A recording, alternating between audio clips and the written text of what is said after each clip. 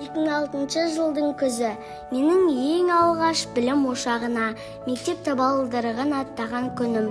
Бұл күн өмірімдегі естен кетпес ең маңызды күндердің бірі.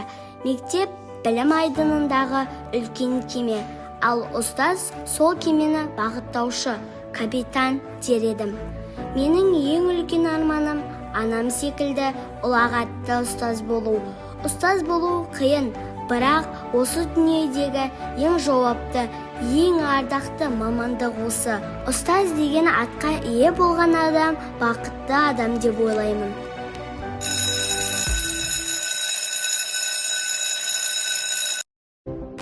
Мен Төлегенова Бақтыгүл Қыдырбайқызы.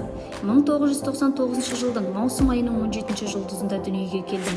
2006 жылы алғаш рет мектеп табалдырығын аттап, 2015 жылы тамамдадым. Білімімді шыңдау мақсатында Маңғыстау облысы Ақтау қаласындағы Маңғыстау гуманитарлық колледжінің бастауыш білім беру мамандығы бойынша оқуға түстім.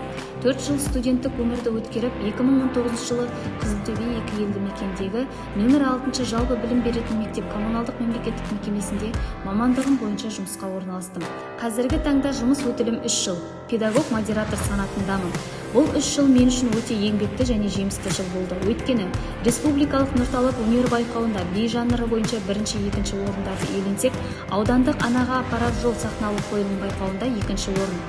Аудандық 3 сыныптар арасында Қадыр Мазәрі оқуларының байқауынан 2 орынды иелендім. Және сонымен қатар мектепшілік байқаулардан да бірнеше орындарға ие болдым. Бала жанның бар құпиясын терең ұғына алатын, болашағына бағыт сілтейтін іскер тұлға менің анам. Төлегенова Нағима Жайлыханқызы 1967 жылы мамыр айының 23 жұлдызында дүниеге келген. Қазіргі таңда жұмыс өтілі 35 жыл. Білім жаңарту шеберлігі бойынша біліктілігін арттырған ұстаз. Әрбір сабағын қызықты да тартымды өткізеді. Жан-жақтылығы мен шеберлігімен жеткен жетістіктері біршама жеткілікті. Смарт ілім мектеп гимназиясының 3 жылдық тәжірибесі бар ортасына сыйлы Төлегенов Орынбасар Қыдырбайұлы, менің ағам. 1996 жылы 23 қаңтарда дүниеге келген. Жастайынан спортқа бейім. Бүгінгі таңда шәкірттерімен спорт саласының белестерін бағындырып жүр.